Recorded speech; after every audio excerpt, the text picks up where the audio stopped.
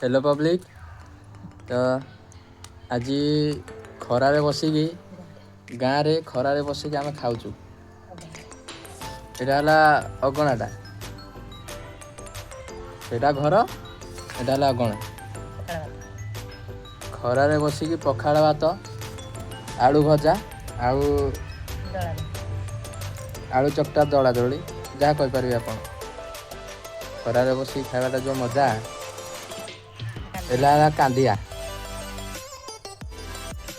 एटा हला गोटे लंका, कोली लंका एला भात रे पुदीना पत्र पड़ची दीटा भात रे।